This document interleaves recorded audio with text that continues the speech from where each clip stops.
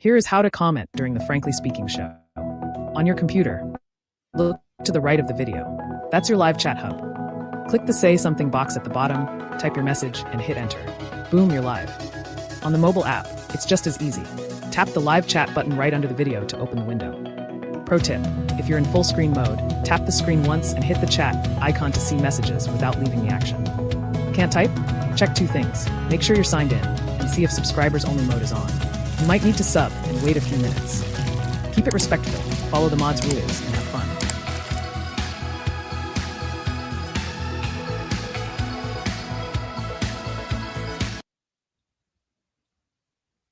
Comment during the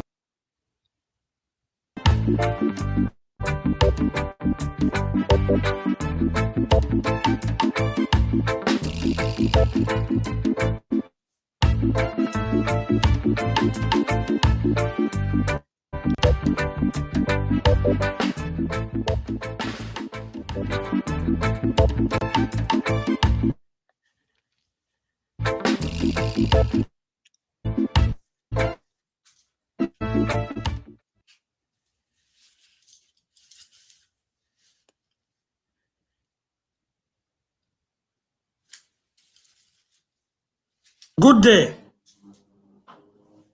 Good day.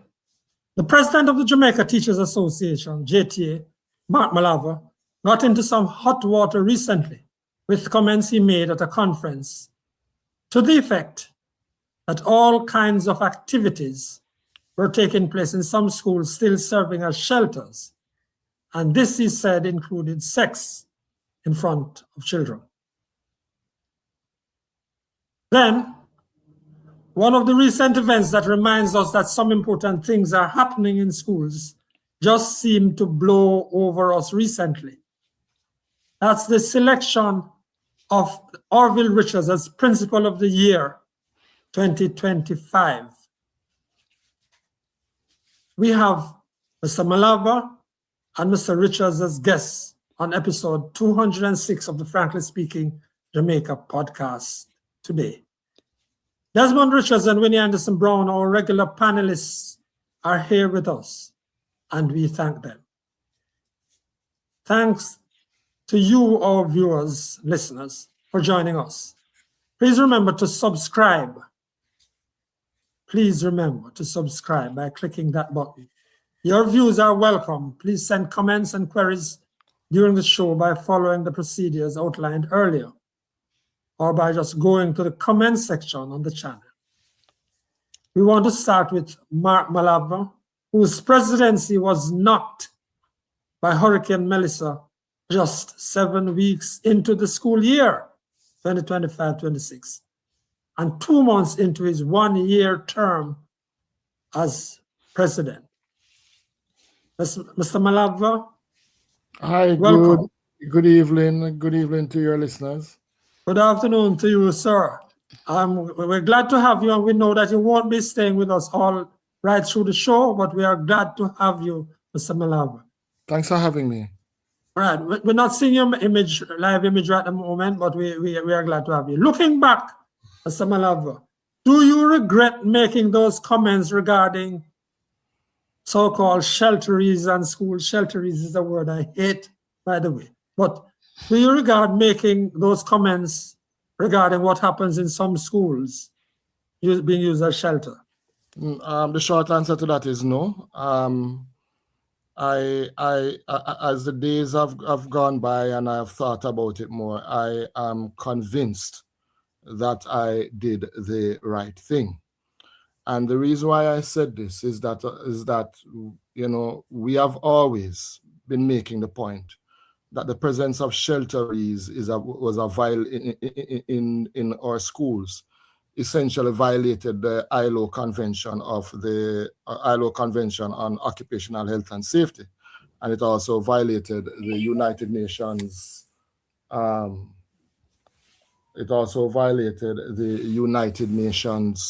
Convention on the Rights of the Child.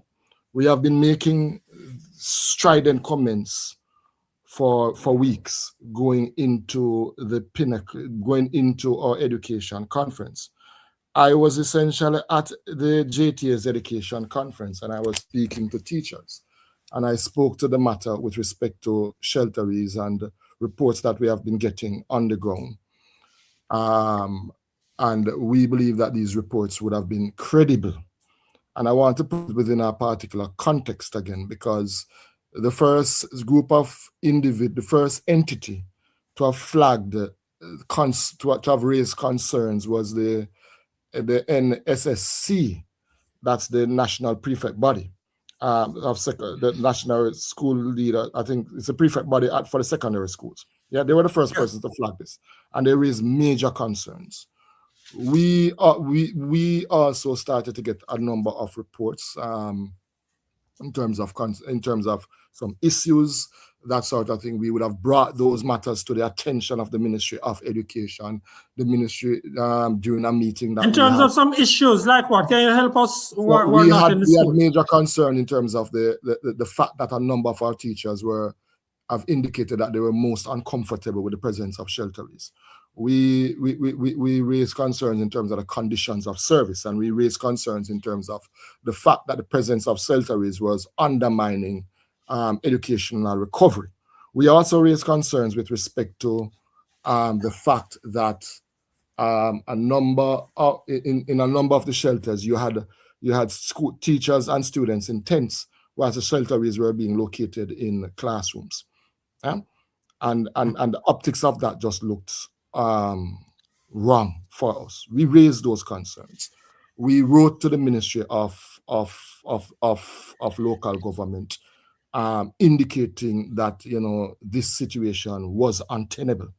I would have had a conversation with the Minister of Education, and I would have indicated to her in no uncertain terms that from where we sit, what we are picking up on the ground, if it is true, then it would have been a violation of the Child Care and Protection Act.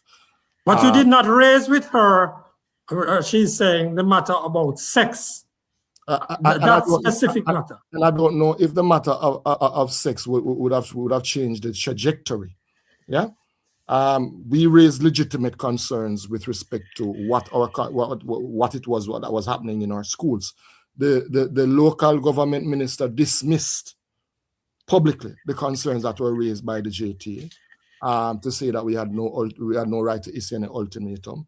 I would have heard pronouncements. I don't know if he dismissed the concerns. I don't think he was upset about how it was expressed, and he claimed that things were being done and were not being recognized. Well, if it is that he was upset about the way the matter was expressed, then the correct thing to have done would have been to indicate to us that he wanted to meet and acknowledge that there are concerns. And for us that was a serious escalation, because we are a union, and our primary objective would have always been that of protecting the interest of our teachers. As the situation unfolded, we were getting more and more information, and it crescendoed into the education conference, the JTA's education conference, where I spoke to the teachers, and I indicated that we were getting these reports with respect to alleged sexual activities taking place. The matter would have been reported, of course, to the relevant body or authority. Okay. Well, Mr. President, I want to go a little bit beyond that, but before I go there, just wanted to ask you, there are some people who have said that you are taking your position as partisan, and that's because you had affinity or even membership in the opposition PNP. How do you respond to those comments? Absurd. It is nothing short of deflection. Yeah. First of all, I have not had any membership in any political party for a while now. And there is this, I am recognizing that the moment individuals start to offer criticism in the public space, there is this attempt to deflect from the real issue. You know, and I understand that people may be uncomfortable with my approach and my style of advocacy, but discomfort does not equal partisanship. At the end of the day, I represent a wide cross section of individuals, both people who have different orientation, whether political or otherwise. Yeah. And you're speaking for the teachers. Tell us now, what's the situation with I don't even want to use it. I would also indicate that as it is now, we have gotten a date of May 8th, and if we did not press in no uncertain terms that, you know, this is untenable, then we would not have gotten a date. May 8th for what? For the shelteries to be relocated out of the schools. Out of all the schools? Yes. And how many schools are there hurricane victims? The last time I got a report, it was about 8 schools that had shelteries. 8 schools, because I saw that. I saw an acknowledgement. I only have 3 minutes to do because I have to flip over shortly. I know you're going to leave us shortly, but we did set up this some time ago, and we acknowledge and are grateful for you to have I am prepared to come back and have further discussions anytime you want to. All right. Just tell me this now. What's the situation with schools? How many schools are back to normal? How many schools are functioning part of 2 days, 3 days?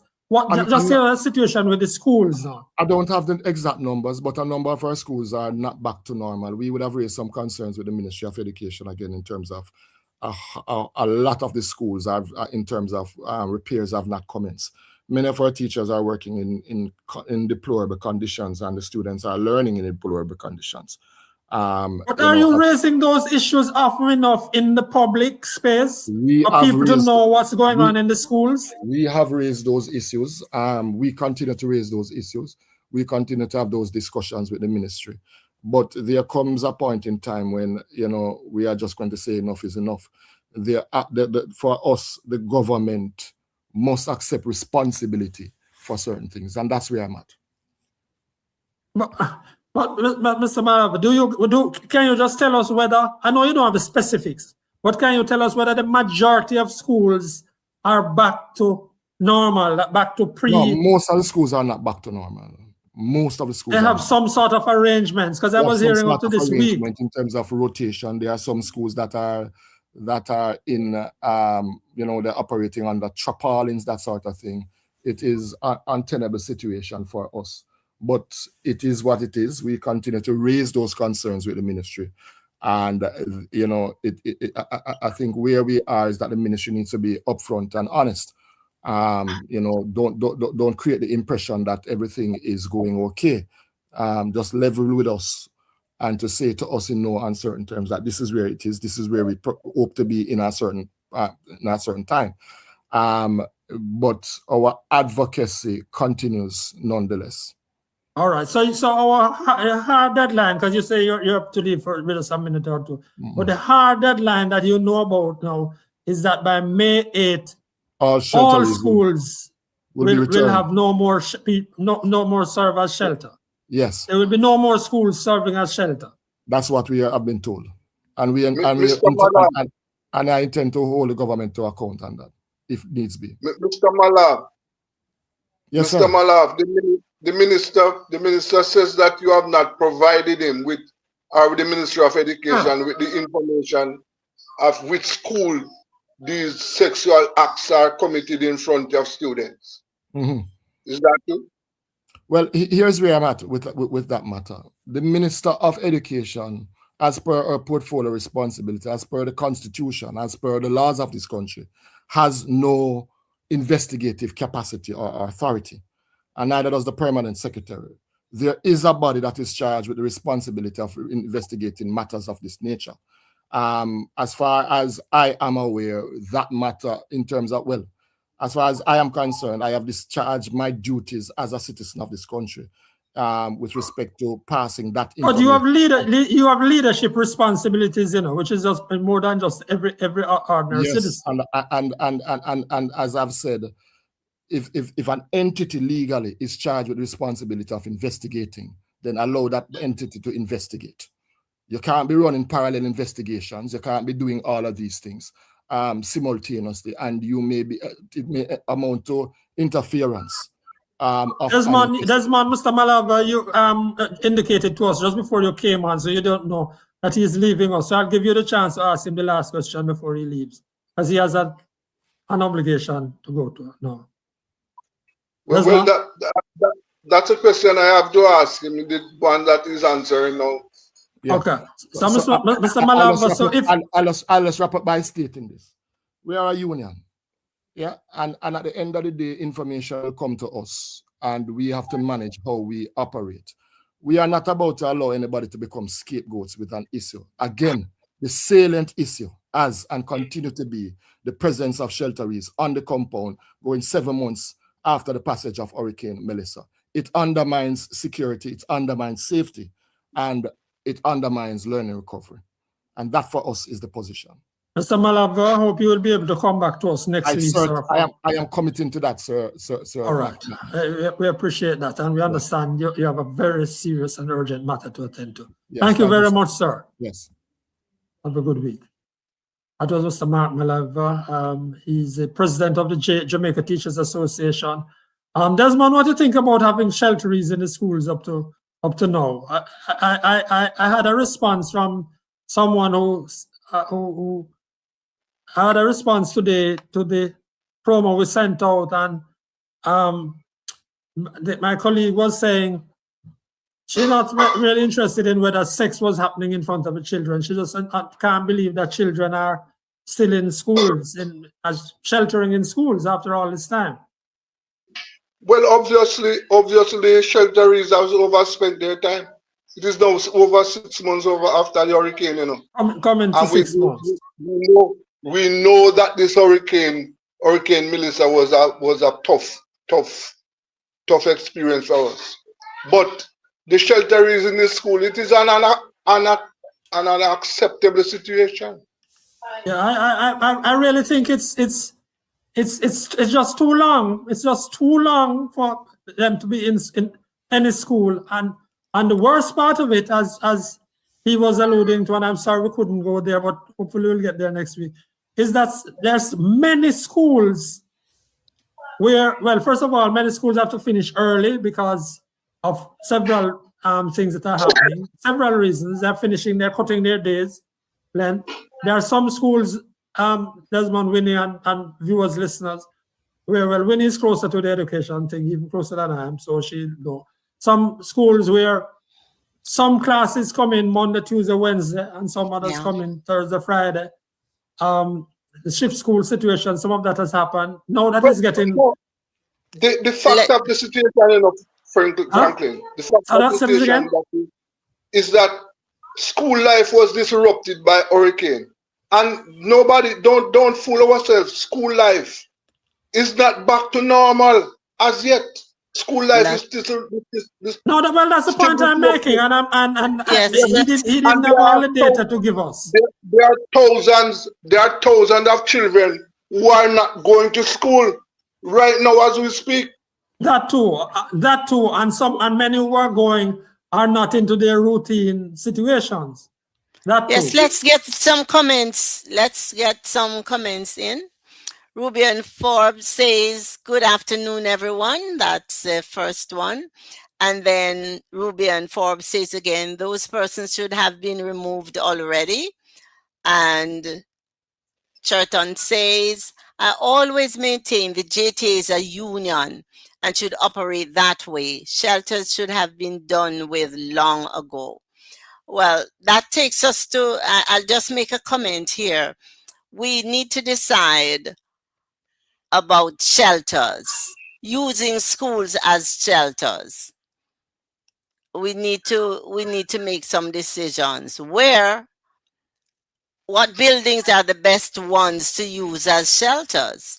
Because now anything that happens, it's the children who have to pay the price in terms of their education. So what do we do? We have never had a disaster like this, Winnie, and it has gone on, and this situation has not gone on that long before, but why not now schools? We know, yes, why now not we schools know. For a limited period of time? Now we know, are there any other buildings that can be used other than schools? It's time to think about it. Well, we Yes. don't. I mean, look around in the communities. There are very Well, few let's try and see community how. type of buildings, Winnie. Very few community type buildings.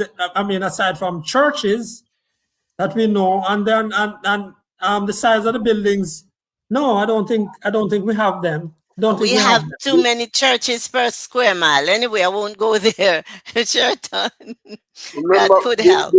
I gather that basic schools. Let me finish this comment, please, Desmond. I gather that basic schools continue to operate while their buildings continue to operate as shelters. This should not be the two. The two should not work. They should allow for school life to get back to normal.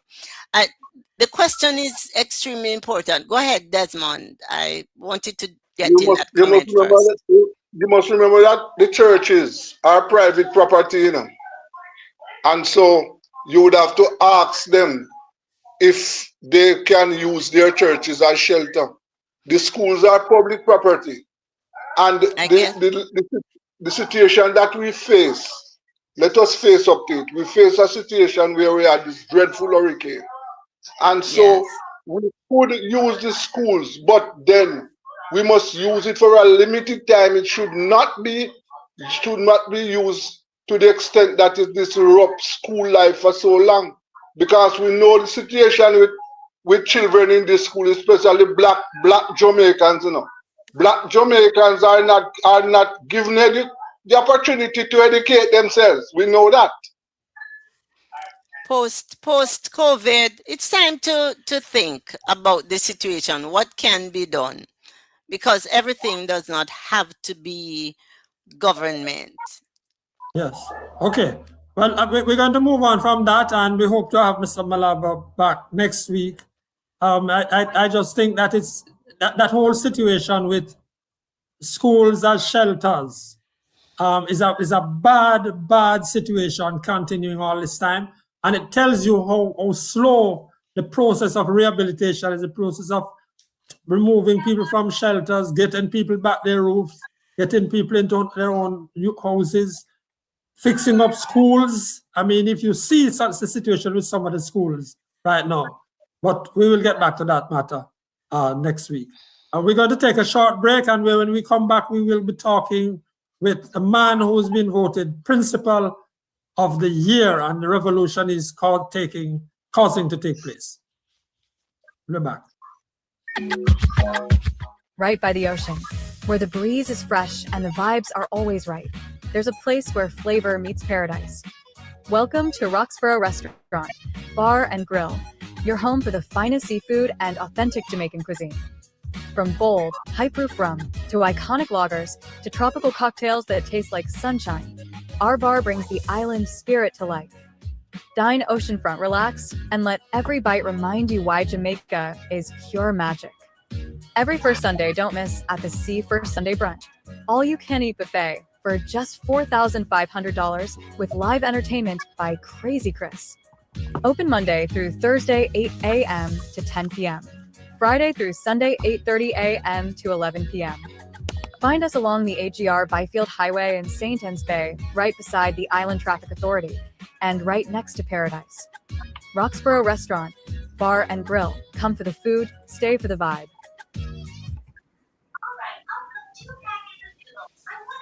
Welcome back, and a special welcome to Principal of the Year, Orville Richards. Mr. Richards' selection reminds us that there are some great things taking place in education, albeit in too few places and too rarely in Jamaica. But Mr. Richards' selection by the Jamaica Teaching Council, the Ministry of Education, Youth, Skills and Information, and LASCO. It says LASCO Principal of the Year 2025. Mr. Richards, welcome, sir. Thank you for having me, and good afternoon to all viewers and listeners. Thank you for having me. Thank you, sir. Mr. Richards, you have a strong IT background, and you took over at St. Mary Technical High in January 2020. That's 2 months before schools were closed in March of that year. Tell us a little about how you dealt with the COVID pandemic to make sense of for yourself at the time. In introspection, that was a very, very difficult time. And I mean, the degree of uncertainty that surrounded our operations and general school operations during those times was so great. But I mean, at the beginning, we tried as best as possible to reach the kids through any means necessary. We were not prepared for it, simply put. And as we went along, we were very unstructured in how we operated back then. So teachers use WhatsApp, teachers use regular phone calls, we tried to use a Google site, we tried to use a myriad of things to try to get to the kids. As we moved along, then we started to do our research and we started to network. At that point, now we recognized that there were learning management systems out there. And as a school, we decided, initially we wanted to use Edmodo, and then we changed to Google Classroom through training that was provided by the Ministry of Education. So we encourage all our teachers to go online. But what we did here at St. Mary Technical High School, as you rightly put, through networking with some of my colleagues, another colleague principal there in Kingston over there, Rev. Ellis, I would have learned and I would have applied to Google for our own platform. And so what we did then was to buy our own domain. You applied to Google for your own platform? Yes. So okay. we bought our own domain, stmarytechnicalhighschool.com, and there were persons here on staff who were pretty familiar with who was set up. So what we did, we loaded the platform with all teachers, we loaded the platform with all our students, and what we did was to set up the classrooms. The teachers were in them, and the teachers were responsible for loading the students into the classroom. So we were in them, so we provided a little bit of assistance as well as supervision and oversight to ensure that school was continuing. It was very difficult because you know that many kids were displaced, many kids did not have devices, many kids did not have any internet connectivity. So yes. it was a struggle.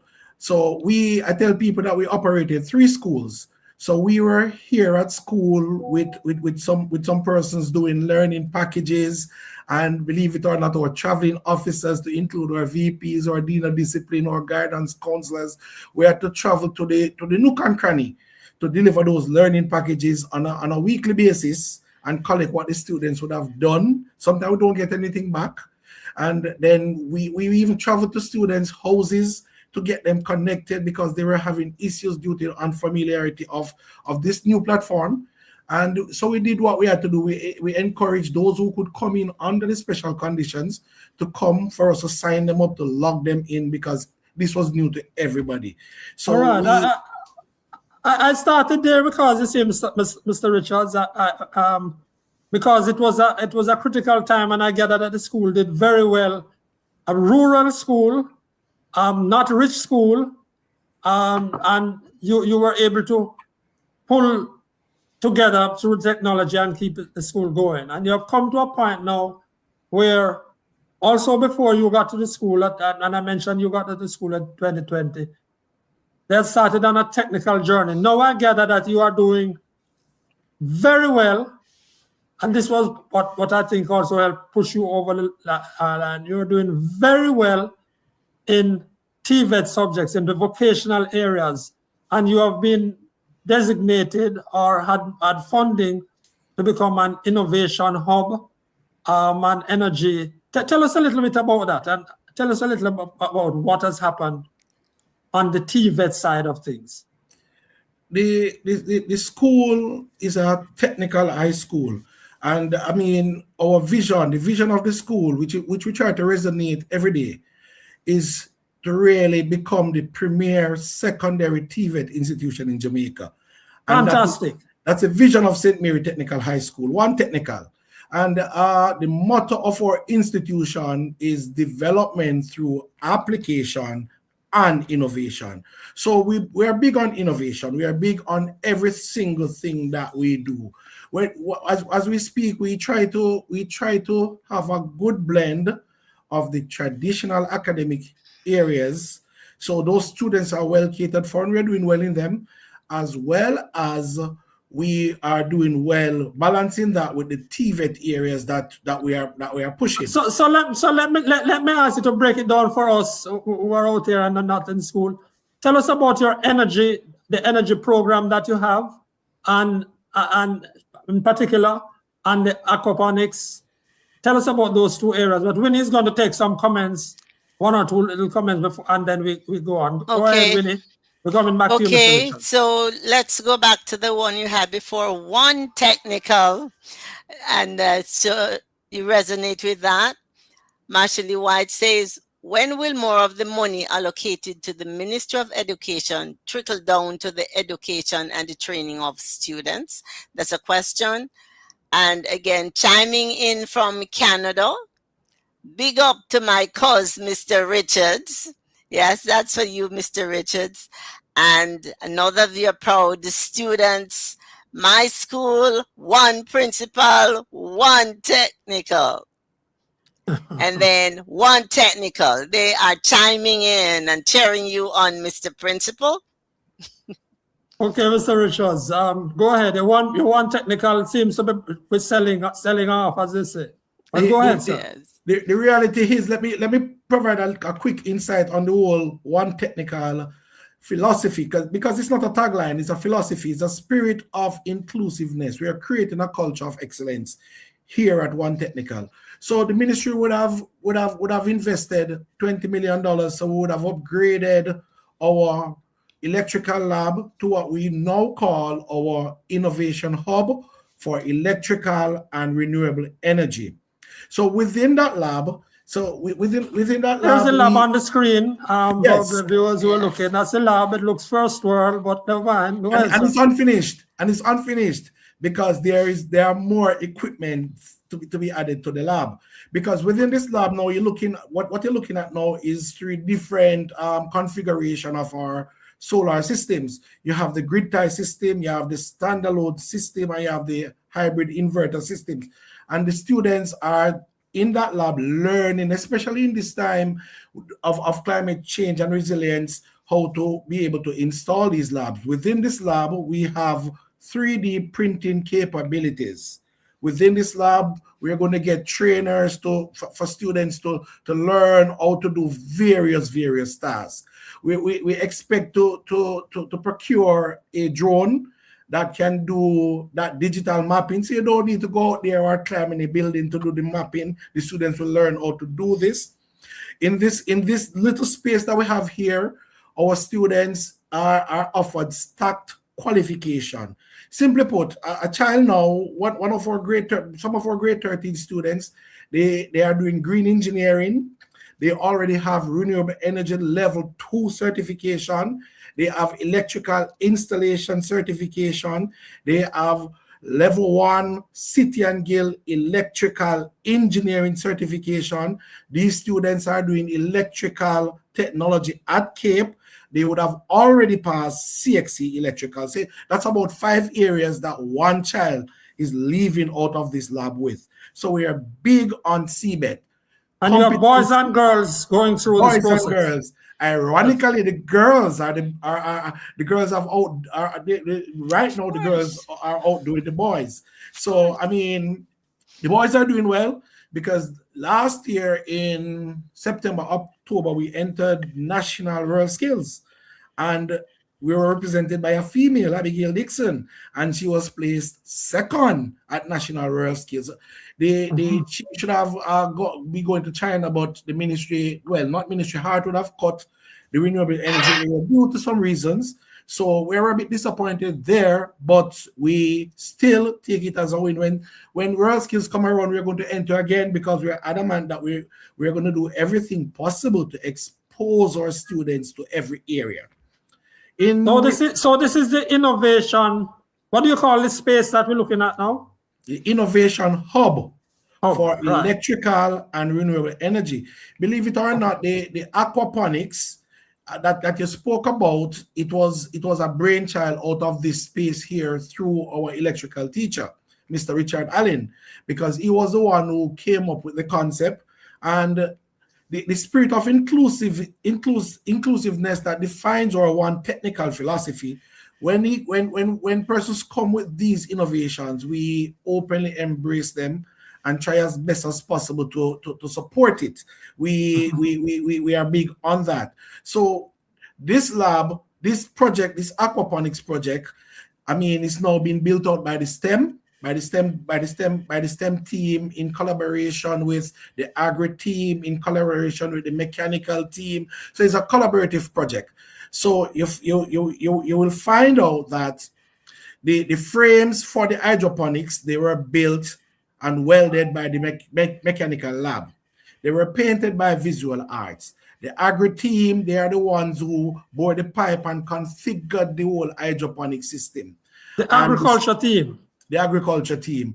The chemistry team would have mixed the nutrients and formulated our own fertilizers, and that we use to grow crops without soil.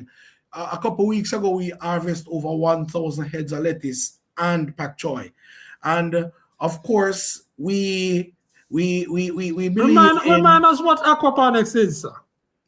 Aquaponics is a combination of aquaculture, which is fish rearing, and when you integrate that with an hydroponics system.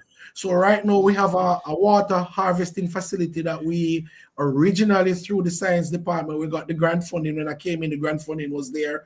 So that was built out through the Elliott Farmers Association through our HOD for science. And we would have built that pond. And initially we wanted to use it to pump water to the farm. We'll still intend to do that, but we are maximizing on what we have. So we are rearing tilapia in that pond. So we have bought the aerators, and we have put in aerators that give a fountain effect to provide oxygen to the water for the fish. So when we combine that now with the hydroponics in the greenhouse that we have now, what we do, we have a loop system where the nutrients from the fish benefits the plant, and the nutrients from the plant benefits the fish. So we want to become self-sufficient. Complete system, sir. Complete system. And we are not finished. The system is not finished. I want to put it out there that we need funding. We're hoping some persons are impressed with what they're hearing from St. Mary Technical High School and can come on board and assist us with some funding, because we want to put a reverse osmosis system in place. We want to put a PLC system within the greenhouse, a programmable logic control, where the system becomes automated, and all of this is solar powered. Right now, it is solar powered. So we're not using the energy really from the grid. So we want to put in some LED lights so we can extend daylight at night, so plants take less time to mature for reaping. So you have a solar system existing there already? Yes, we have. Yes, we do, because when originally when Beryl came when the year before last, yes. we actually drove to Senance Bay looking generator, and I said to myself, what are we doing? We have solar panels here, we have inverters here, we have batteries here. So same Mr. Richard Allen, we called him. I went to his house to get him, and he came down and we laid out our panels on the lawn. He installed the system because we couldn't find the students, but these are students' project. These things are for students' project, and we became self-sufficient to power ourselves. We did the same thing last year with Melissa to lay out our panels, and we powered ourselves to prevent our frozen items from spoiling. So I wanted to give us a little bit more about how you handled Melissa. We're going to give you a chance to say that after Winnie gives us a few more comments, which are all praiseworthy of the school.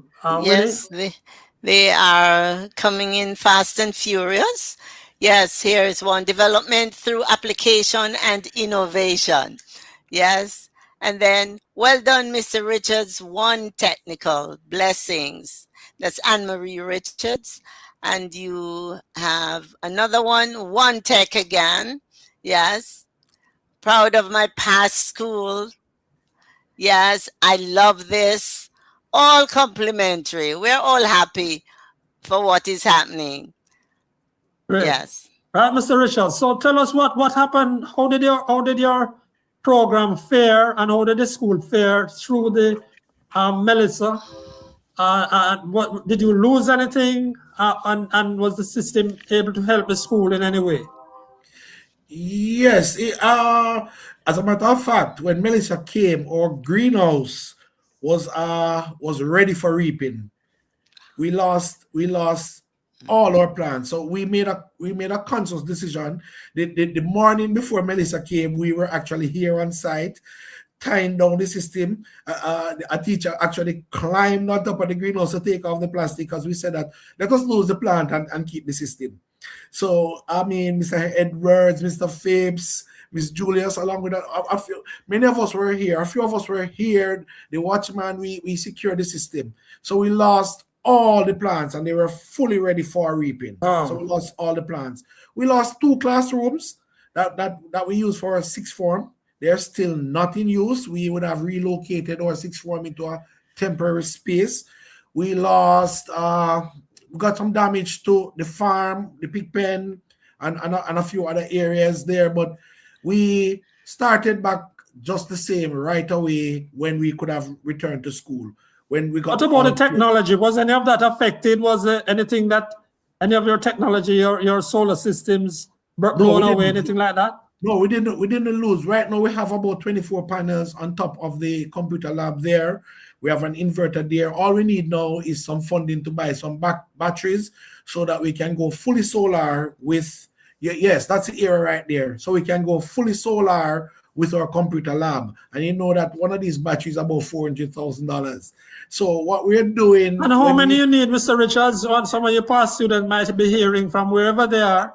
The batteries cannot be too much, because right now I can tell you that we have enough solar panels to install and go solar in many areas within the school system here right now. Yeah. So how much would it take? Because you did say that you need some funds to help the system. How much money are you looking for? Well, one 16K battery is about $400,000. And how many of those you need? Well, right now we would gladly take half a dozen right now, to be honest. We'll take what? We'll take about 6 of those right now. Right. So you need $2.5 million. Yes.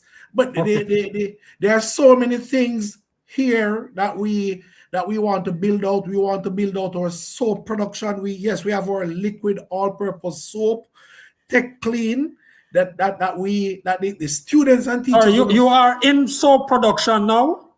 Well, we have the formulation for that. We have some samples that we would have produced, and we are using them internally right now. So we want to build out that, because the students and teachers would have formulated that for themselves. And that comes under what? This production of soap comes under what? Comes under STEM. What department? What program? It comes under the STEM program: science, technology, engineering, mathematics. Right. We also and this is being done by 6th form students. Not necessarily only 6th form. We use the students. The STEM club is open, and when the STEM club decides that they want to do some projects, sometimes I have to say to them, listen, you're not going to finish your school money, because STEM projects takes funding.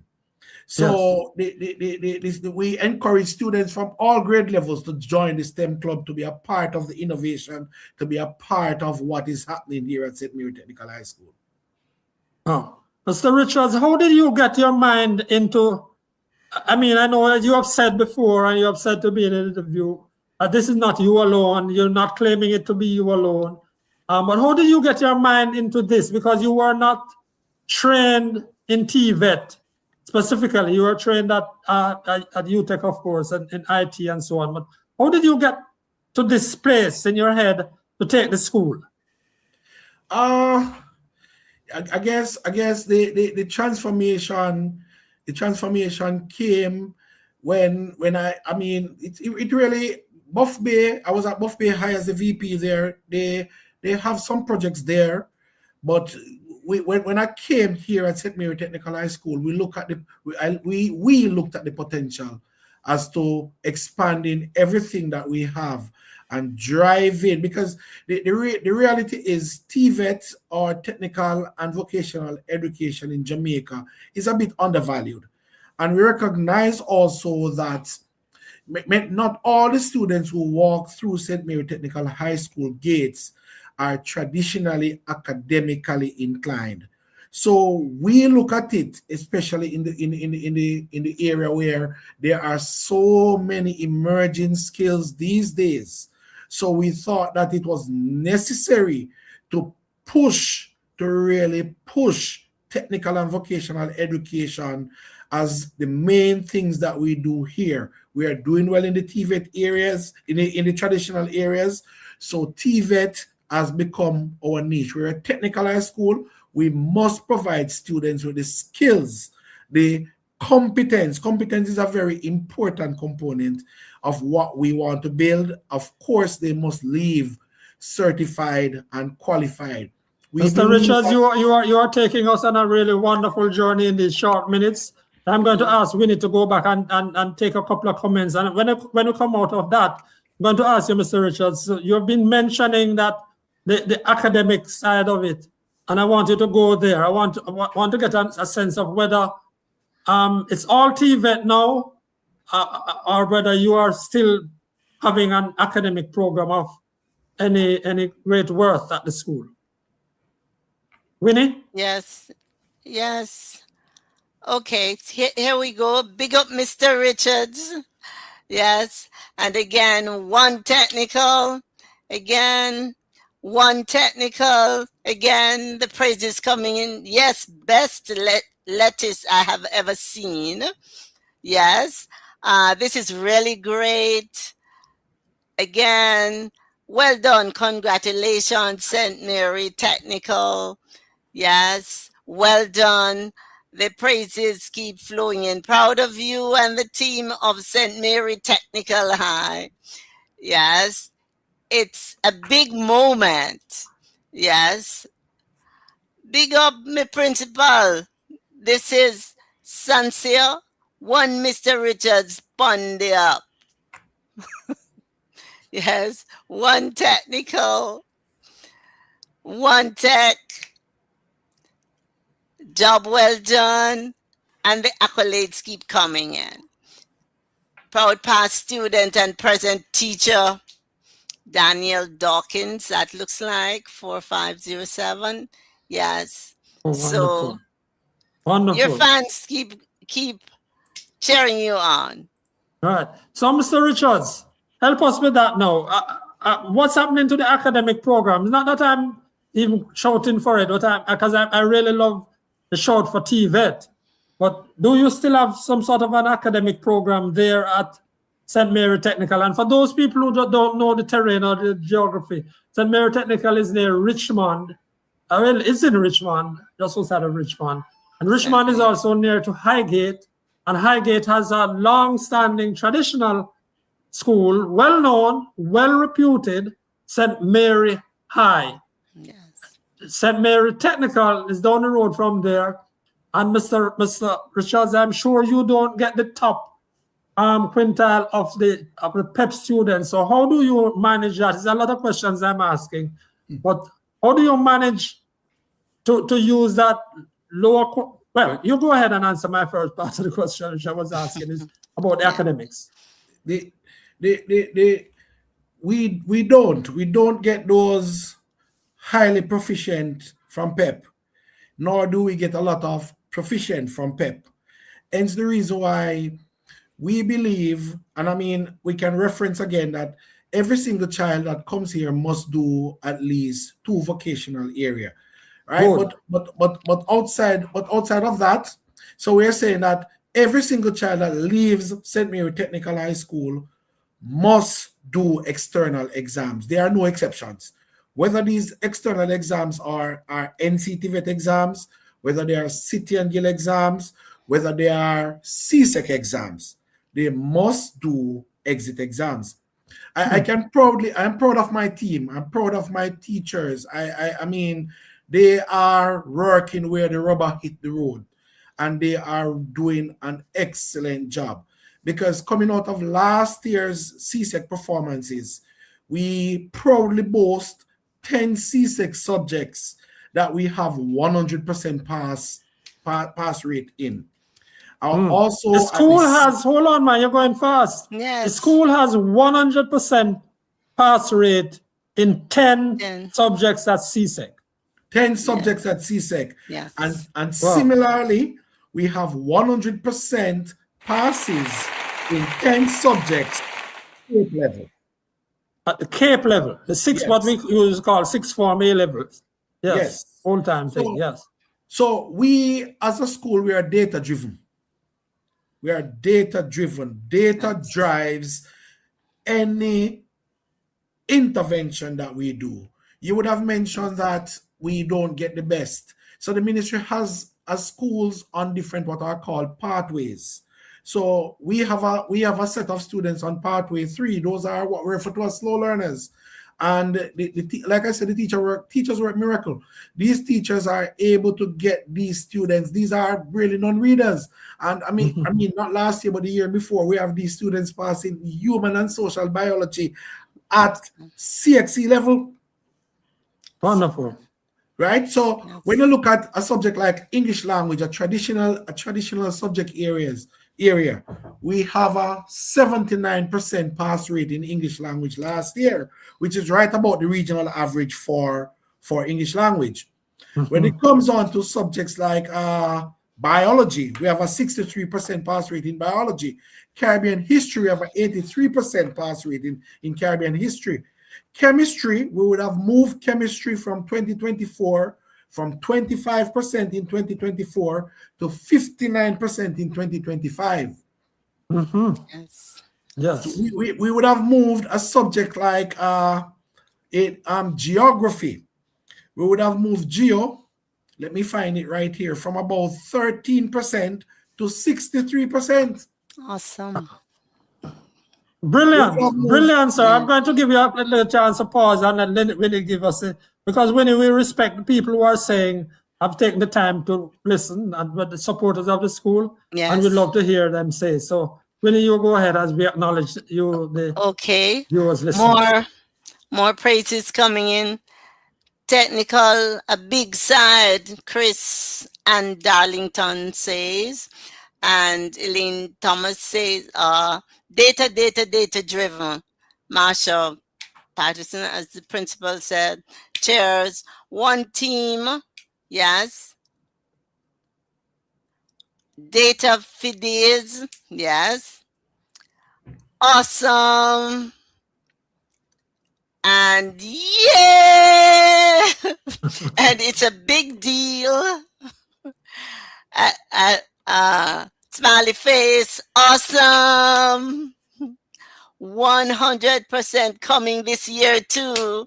Yes, says Ashley Francis. The best team in the island, staff, students, parents.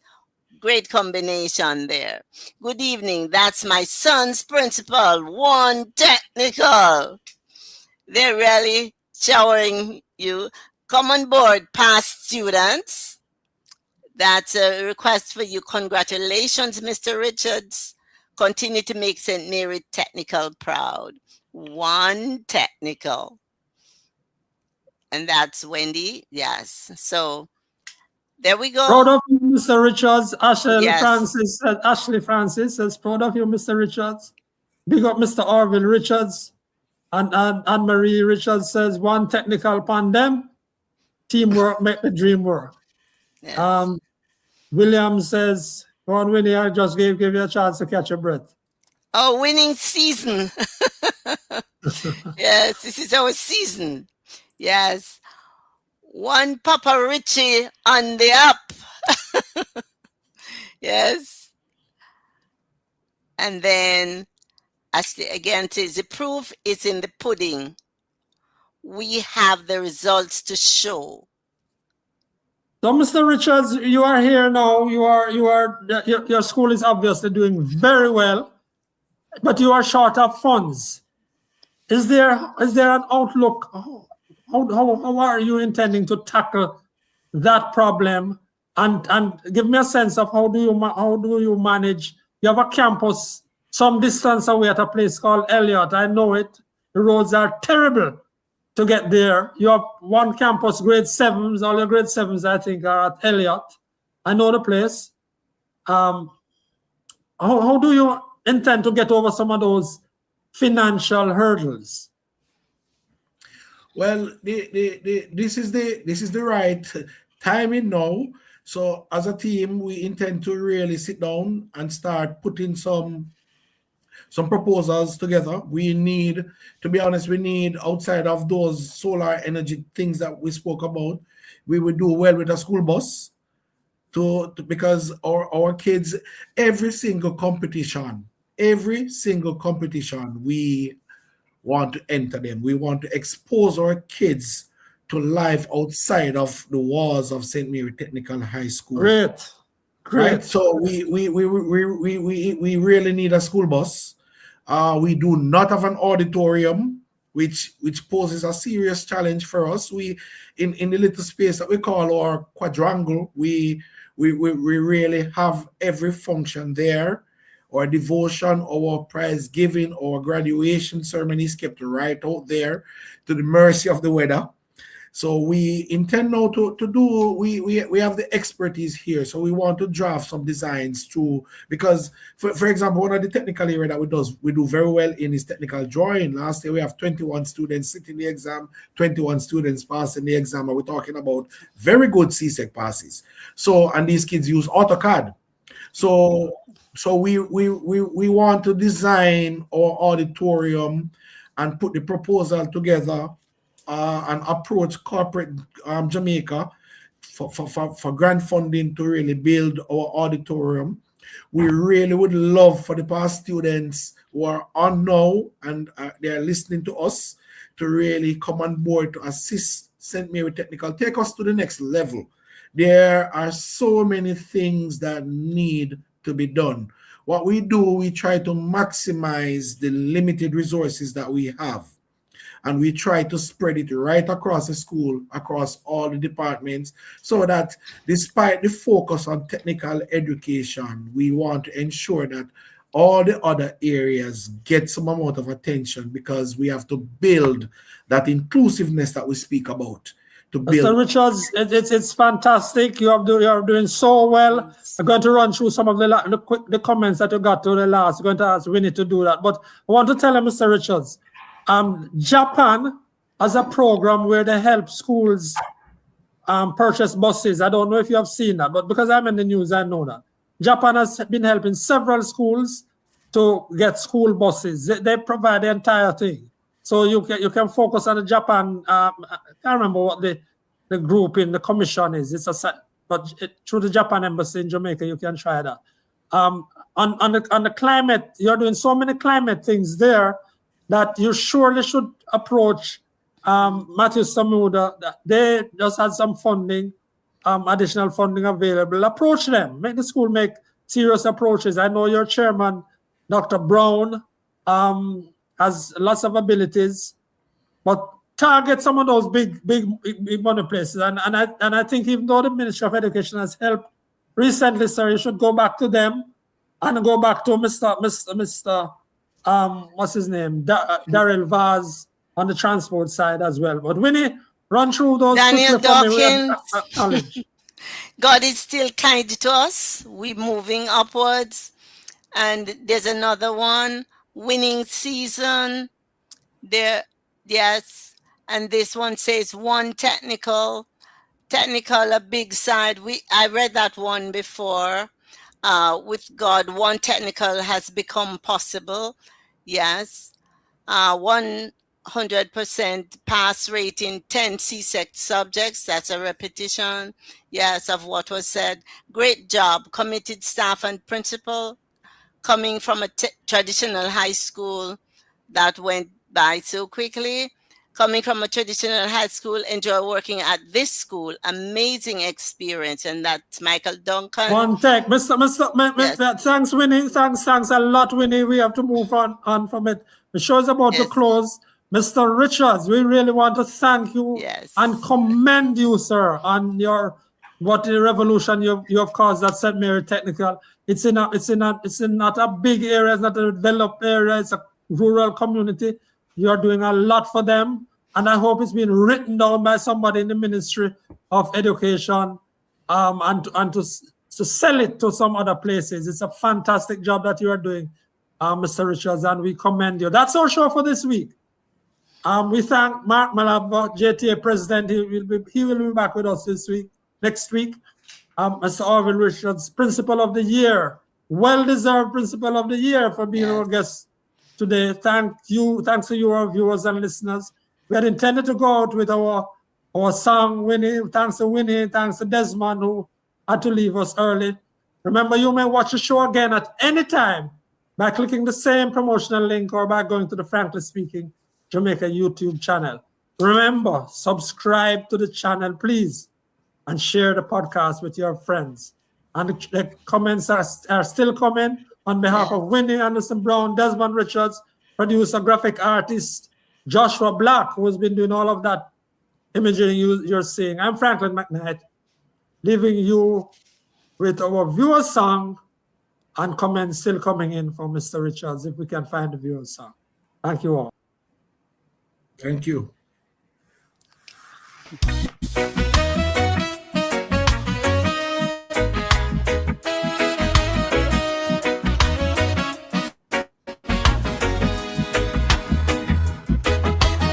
The lights go up, the mics are lit. We're feeling that energy, that Sunday drive. Whether you're here while the clock is ticking or catching the replay, the plot is thickening. From the very first word to the final thought, you're the reason for every battle we fought. Oh, to our zealots, the ones who stay, and our viewers watching from miles away. If you live in the chat or on a late night screen, you're the heartbeat of the Frankly Speaking scene. We see you, we hear you, we appreciate the love. You're the spark we're always thinking of.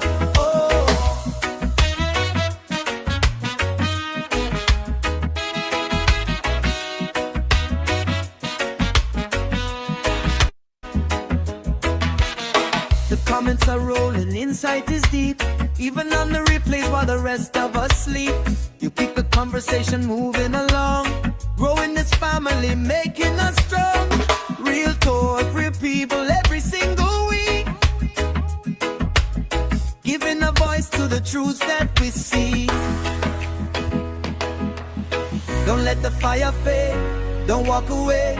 We've got so much more that we want to say. Your loyalty is the fuel in our tank, and for every minute it's you we thank. To our listeners, the ones who stay, and our viewers watching from miles away. If you live in the chat or on a late night screen, you're the heartbeat of the Frankly Speaking scene. We see you, we hear you, we appreciate the love. You're the spark we're always thinking of.